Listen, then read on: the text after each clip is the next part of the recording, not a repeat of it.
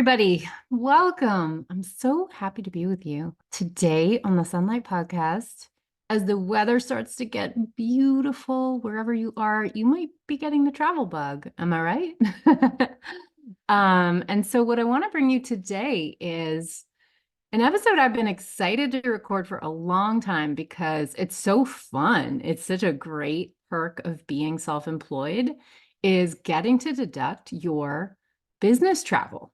So I want to talk to you about that. First, a little story, and then we're going to dig into all the, honestly, nitty-gritty little detaily rules about business travel for you. So you know how to do it right. All right. So just a quick, tiny little story is I just wanted to talk for a minute. I know I've on the podcast given my love letter, obviously to the visual arts a lot because I'm a painter, but also to dance because dance is my antidepressant and a lot of other things, connection and many things. But I just want to give a little love letter to music and local music and music education in the public schools. So, like anyone who has kids in schools, we get a million notifications a day from the school about what's going on. And I have two kids, so this is like times two. But I got a notification from the school last week, and it was a YouTube video of a band playing at the late night show, the late show with Stephen Colbert. And I was like, what is this? Why is the school sending this?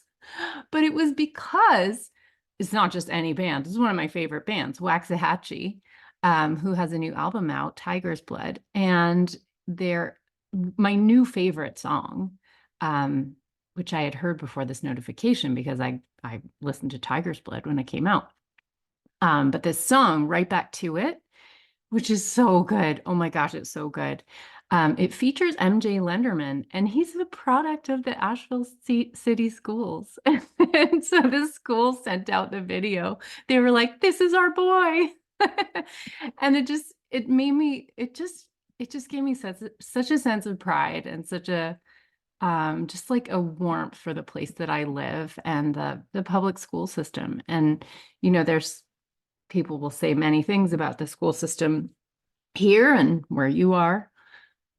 But one thing that this town really values is music. Asheville, North Carolina punches way above its weight in terms of producing amazing musicians.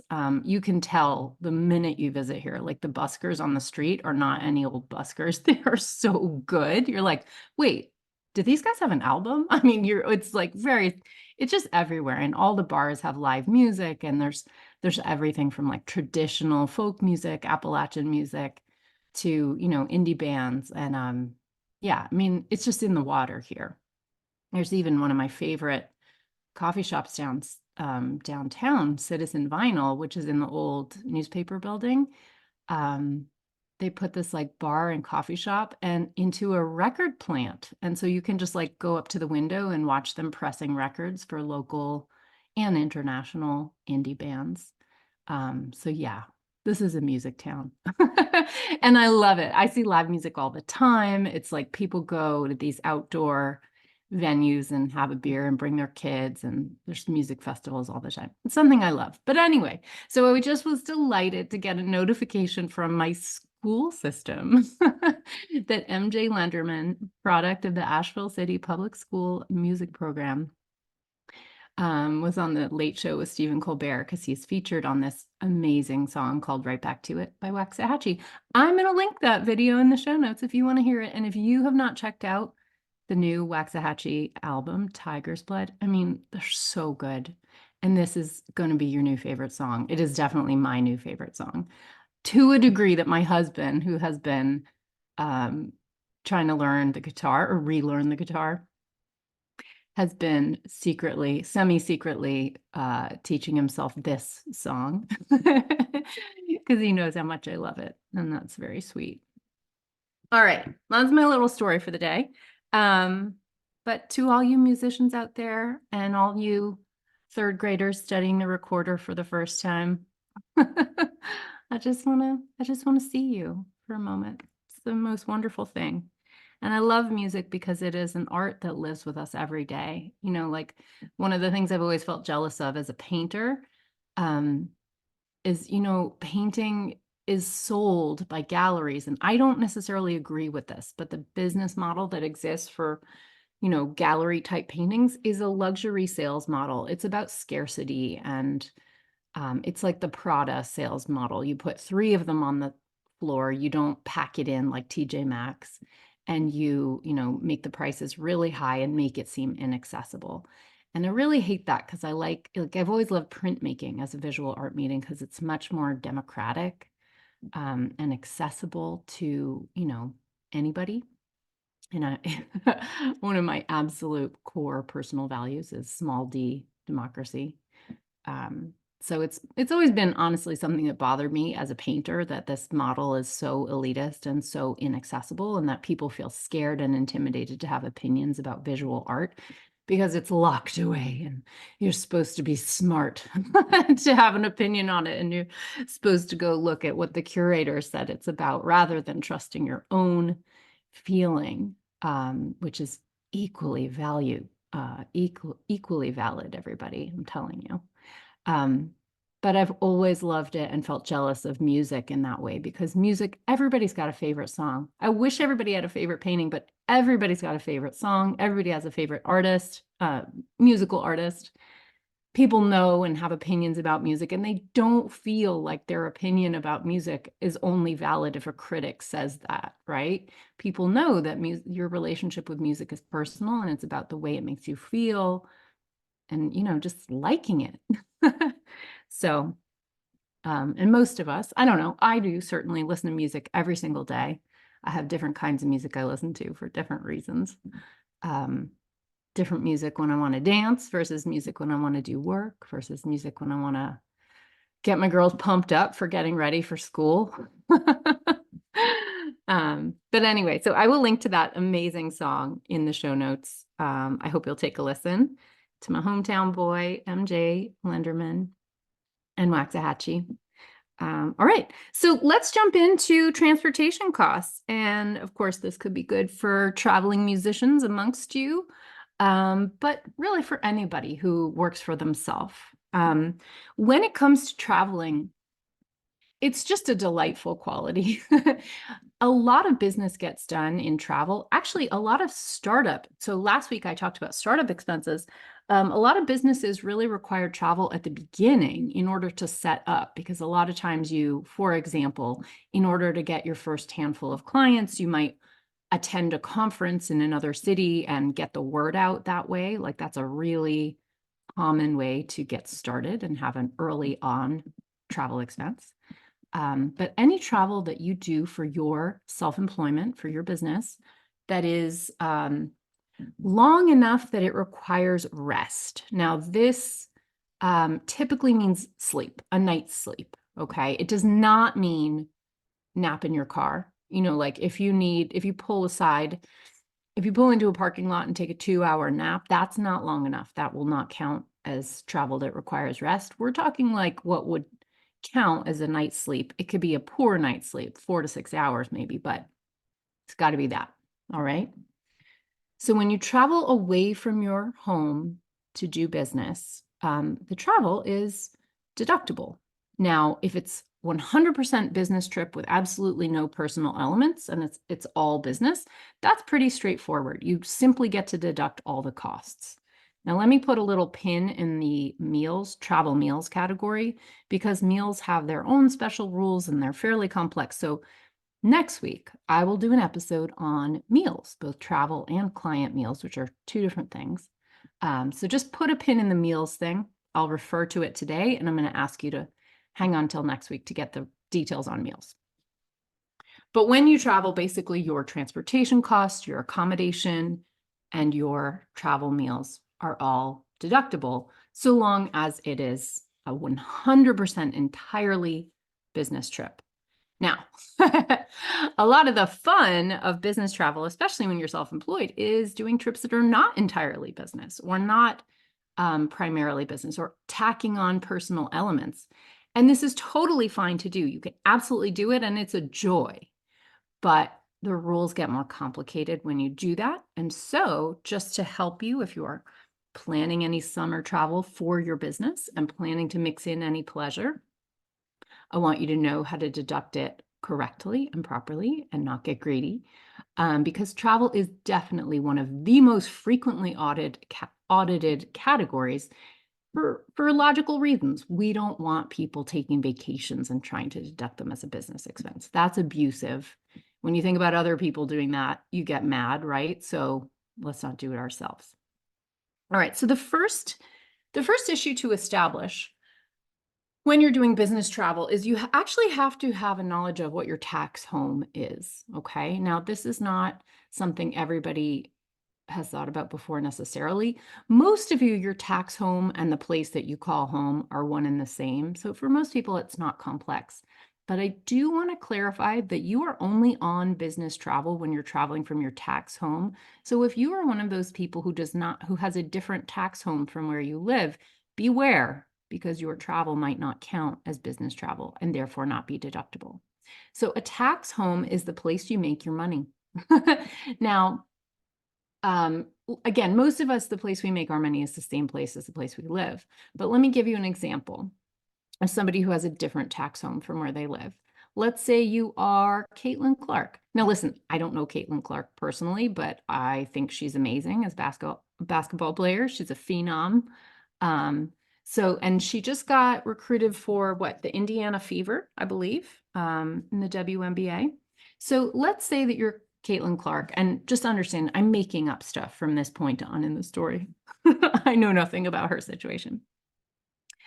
So you get recruited to play for the Indiana Fever. But you decide you're going to stay living in your home state of Iowa. Okay. So actually, you're traveling to Indiana to play your games when they're home games. And of course, you're also traveling from Indiana to other cities when you're playing other teams. But for now, let's just talk about the Indiana games. Indiana, for Caitlin Clark, in this scenario, is her tax home. Even though she travels back every night and sleeps in Iowa, Iowa is not her tax home. Even though it's her home, it's not her tax home. Indiana is her tax home. So it's where she earns her money. But what this means is traveling to Iowa to go home is not business travel. It's not deductible. Although a commute is never deductible, so it wouldn't have been.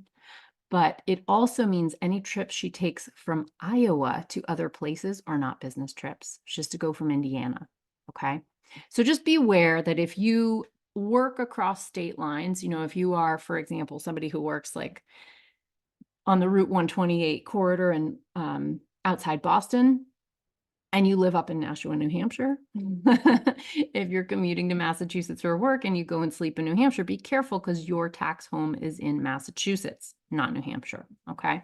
So just be aware, if you're a person who commutes into New York City, into Massachusetts, across the state line for your work, understand what your tax home is. All right, now, let's get into the dirty details here. So the biggest delineation is an over transportation cost, because for most people, the transportation cost, you have to get to the place you're going, right? And so when a trip is entirely for business or some other qualifications, you generally get to take the full cost of the transportation as a deduction. But when the travel has personal elements, you often don't get to take the full transportation cost, and sometimes not even any of it at all. So there are two different components of business travel I want you to be aware of. There is the transportation cost of getting to the place, and there's a lot of special detailed rules about that. And then there's also just dividing up the days when you're there into business versus personal days. And those are a little more straightforward, because days that are personal days, you don't get to take the meals, you don't get to take the accommodation, right? Those are not business deductions. Business days, the meals and the accommodation on those days are deductible. This is true for both domestic and international travel. But that one's pretty straightforward, because if you're doing business, you're doing business. If it's personal, you're not. And so you take business days versus personal days If you got a hotel for a 5-day trip to, I don't know, Arizona, if you got a hotel for 5 days and you work for 4 days, but you go to a spa in Sedona for the final day, you've got 4 days you can take meals and the hotel cost. You cannot deduct the hotel or the meals for that spa day, okay? All right, so just understand that that's how the meals and accommodation are deducted. But now let's talk specifically about your transportation cost. Usually, I might even slip and say airfare, but of course, you could take a train, you could take a Greyhound. Probably not doing that if it's an international trip, but I don't know, maybe you take a boat. So for transportation costs, there's 2 different rules, and they differ based on if you're traveling within the US. And for the US travel, we mean 50 states and DC. So Puerto Rico doesn't even count as US travel, as weird as that is, or the US Virgin Islands. Just the 50 states and DC. Okay, so if your trip is primarily for business and it's US travel, so like my Arizona example, then 100% of your transportation cost is deductible. So that scenario I just gave you, where you're traveling for 5 days to Arizona and you spend 4 days on business, 1 day going to a spa, that's primarily business. And so you can deduct your full airfare for that trip. Full airfare plus 4 days of hotel, 4 days of travel meals. That 5th day that was at the spa, that you don't get the meals or the hotel, but the whole airfare you can take. All right, now, so that's pretty straightforward when we're talking about US travel. Now let's talk about foreign travel. And remember, because US travel is all 50 states plus DC, foreign travel will include stuff that might feel like the US to you, like, for example, Puerto Rico or the US Virgin Islands.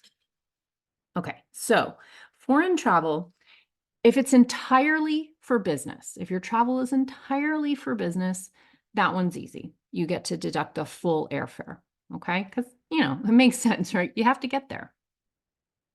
So if it's entirely for business or considered entirely for business, now that's a term of art, and I'm going to now define considered entirely for business, all right? So to have your foreign travel cost be considered entirely for business, you have to meet one of 4 qualifications, okay? Let's go through them all. 1, that you have no substantial control over booking this trip. I want to just warn you, if you're listening to this podcast, you work for yourself, you have your own business, this one just does not apply to you. If you are self-employed, you have substantial control. There's really no getting around that one, okay? Number 2, your travel is for less than 7 days. So if you take an international trip for less than 7 days, then you are allowed to deduct your full transportation cost, okay?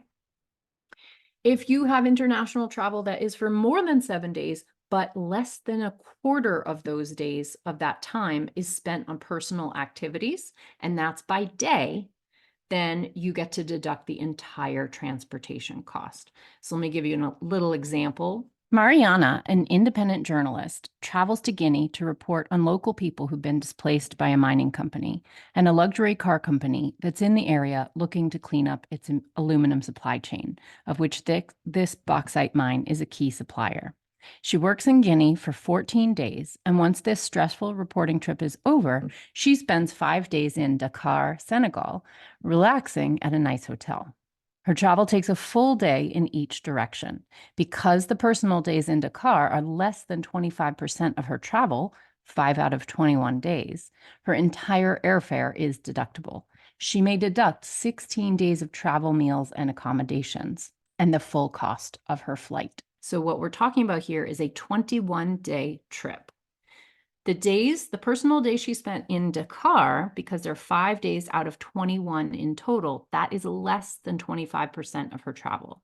For this reason, her entire airfare is deductible, even though those 5 days are personal days, okay? Now, she only gets to deduct 16 days of accommodation and of meals. She does not get to deduct the hotel cost or travel meals for Dakar. Only the Guinea and the 2 travel days, okay? Do you understand the difference there? I hope that illustration helps you kind of get that one.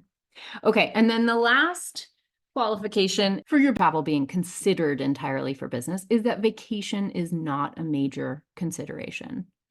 I'm going to be honest with you, that one feels a little fudgy to me. And I'm not sure how you prove it, to be honest with you. Okay. So what we're really talking about here is you're still going to have to allocate the business versus personal days in terms of accommodation and meals.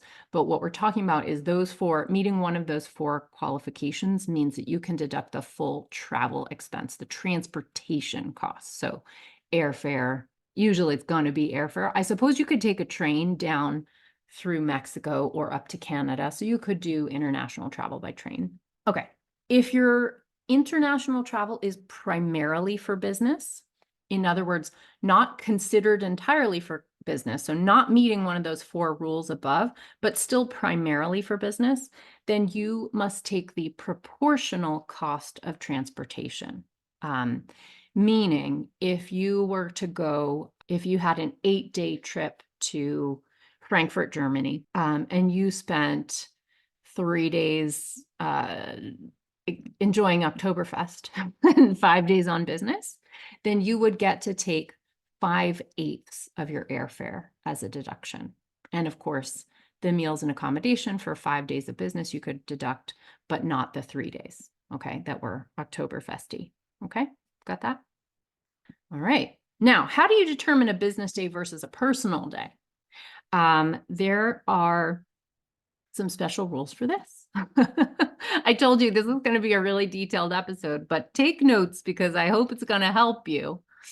All right. So a day counts as a day spent on business when you're traveling for the following reasons. If it's a travel day, if it's a day spent on business, if it's a day that your presence is required, weekends and holidays, if they're sandwiched between business days. Okay.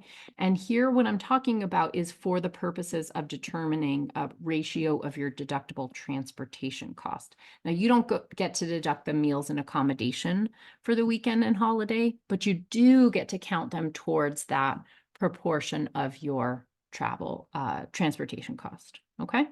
So let me just give you a couple examples because I feel like examples are how you really understand how these rules work. Okay. Let me tell you something.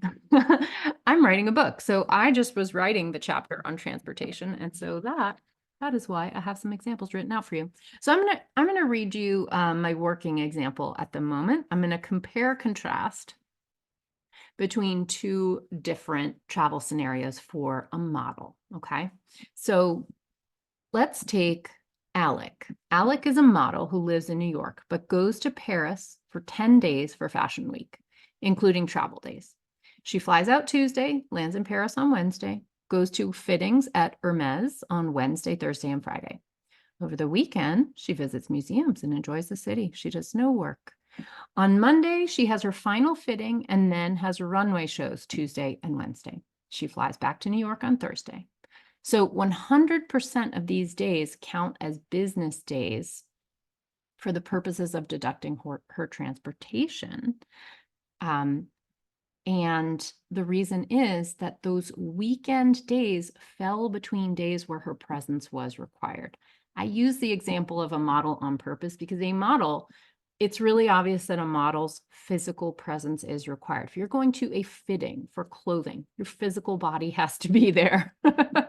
So that's why if she has fittings on Friday and fittings on Monday, her physical presence is required. And therefore that weekend, even though she spent it in total pleasure and fun, which I'm, more power to her, she gets to count those as business days for the purpose of deducting that full airfare from New York to Paris. Okay. All right. So in total, she'll get to deduct 100% of her airfare plus 8 days of travel, meals, and hotel. The 2 days over the weekend, she doesn't get to deduct the hotel or her meals. Okay. If we change the scenario and Alec flies to Paris on Friday, spends Saturday and Sunday enjoying Paris, works Monday through Friday, and then enjoys the following Saturday and flies home on Sunday, then 3 days of her trip would actually be non-business days. The first weekend, the Saturday and Sunday, and then the following Saturday. Note that the second Sunday will count as a business day because it's a travel day, okay? So in this scenario, in a 10-day trip, she would only be allowed to deduct 7/10 of the cost of her airfare, okay? All right. So, and then lastly, the last thing I want to touch on, and the rules are the same for both US and foreign travel for this one, but if your travel is primarily for personal reasons, not for business, then you cannot deduct the transportation cost. You can't deduct anything about the cost except direct expenses of doing business. Okay. So for example, if you're a self-employed fashion designer and you travel to Thailand for a vacation, and it's a vacation and you know that, but there is a Thai silk trade show and you decide you're going to go to it, then you may absolutely deduct the admission fee for the trade show. Okay. But you don't get to deduct your hotel for that day, your meals for that day, just the absolute direct cost of the business. Okay. So the trade show admission in Thailand, yes, deductible, but the rest of it is vacation and is not deductible at all. Okay. Lastly, travel for general research, either domestic or international, is never allowed. Never. And to be clear, this falls under the category of education to the IRS, and the IRS says travel for education is never allowed. Listen, any of us, anywhere, anytime can argue, and it's true that all travel is educational, and that's true. And the IRS is perfectly happy to say, yeah, you're right. And guess what? No travel for education is deductible. Okay. So be very, very careful. That's not a reason. That's not a valid reason for a trip to be deductible. So be very careful. And the people who get caught up in this one, and I've seen it, I've seen audits over this. Okay. It's not a myth. It really happens. Is, when you are getting inspiration for your next project, it may be necessary. It may be something you really need to do for your own process. Just understand you're not going to get to deduct it. Those are just the rules. Okay. So if you are a writer and you're setting your novel in Sicily, go ahead, fly into Palermo, go hang out, drink espresso, drink delicious red wine, like enjoy Sicily, get to know the people, get to know the culture, write every day. That doesn't make it business travel. The IRS will have no sympathy. And I've seen it happen where people get audited over this thinking that that's deductible, and it's just not. Now, a counterexample of a trip where, you could travel to a beautiful location, and it could be deductible, I will read out from you something I wrote recently, okay? So a deductible business trip could look like this. You're contracted as a location scout for a miniseries drama about wealthy people at a luxury resort in Sicily. You travel to Palermo and set up meetings in advance with a hotel concierge, 2 craft service caterers, a fixer who comes recommended to you for navigating Italian red tape, and a list of locations that you'll need to find as a location scout, and schedule with your fixer to tour them, right? Your fixer's going to take you around to these sites. These include a grand outdoor stairway, a country house, an island villa, a beach location, and a luxury resort that has to have a restaurant that meets the filmmaker's requirements. This is what deductible business travel looks like. Of course, subject to all the same rules that I outlined above, but this looks like a totally deductible trip to me. A counterexample, you're a novelist setting your next novel in Palermo. You book a 1-month trip to Sicily where you stay in an Airbnb, take walks, meet people, soak in the local culture, and write every day. Despite writing while you're there, this is not deductible travel. It counts as travel for education, and that is not deductible. Okay. So this can be true for visual artists, for musicians, for dancers. If you're going to a place to draw inspiration, go for it, love it, enjoy it, just don't deduct it. Okay. If you want to deduct it, you got to set up meetings. You have to meet with people. You have to have your physical presence required there. Frankly, you can research other places from your own desk, wherever you live. I encourage you to go to places. I encourage travel. I think it's wonderful. But because it's just an area where people like to write off vacations, the IRS comes down hard on this. They look at it. If they have even a whiff of this being a trip for fun, it's not a good look. So be very conservative when it comes to travel. Follow the rules carefully, document everything, and you'll be just fine. All right. Okay, so I hope that was super helpful for you all. Stay tuned next week. We'll talk about travel meals, which is an awesome deduction, really favorable rules. So we'll talk about travel meals and how to do that part on next week's episode. All right, until then, see you next time. Bye. Thank you for watching. If you like this video, be sure to like, leave a comment, and subscribe to my channel. I'm so grateful for that. This video is for education and entertainment only. Nothing in this episode should be taken as individual tax or financial advice. You can find all the tools, books, and links I reference at sunlighttax.com/podcast.